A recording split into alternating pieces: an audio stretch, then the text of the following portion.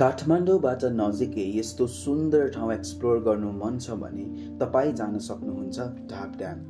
सुन्दरी जलबाट लगभग 20-21 किलोमिटरमा रहेको ढाप ड्याम तपाईहरू हाइक गर्दै 4 देखि 5 घण्टामा मजाले पुग्न सक्नुहुन्छ। सुन्दरी जल बस पार्कबाट हाइक स्टार्ट गर्दै गर्दा सुन्दरी जल ड्याम हुँदै लालीगुराँसको वरिपरि बसेर यसो एक दुईटा फोटो खिच्दै नेचुरल स्विमिङ पुलमा नुहाएर खाजाको ब्रेक लिँदै तपाईँ सजिलैसँग एक्लै अथवा आफ्नो साथीसँग पुग्न सक्नुहुन्छ ढाप ड्याम। लामो बाटो इग्नोर गरी सिडी प्रयोग गरी जाँदा अलिकति समय र मेहनतको बचत हुन्छ।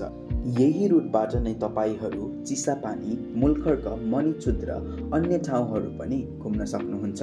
तर तपाईलाई ढाप ड्याम मात्र पुगेर फर्कनु छ भने मुलखर्कको रुट फलो गर्दा सजिलो हुन्छ है त। हरेक पटक प्रकृतिसँग मेरो मन गाँस्न पुग्दा जुन सुन्दर दृश्यहरूमा मङ्गमस्त भएर म प्रकृतिसँग हराउँछु, यस्तो रिलिफ हुन्छ कि तपाईँ पनि एकपटक जानै पर्ने हुन्छ।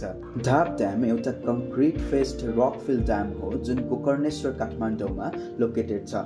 सोलो जानको लागि पनि सेफ, साथीहरूसँग जाँदा झन बेस्ट, राइड भयो भने त झन गजब। तर तपाईहरू पनि म जस्तै प्रकृति प्रेमी हुनुहुन्छ भने अवश्य पनि हाइक गर्दै जाँदा नै अविस्मरणीय हुन्छ।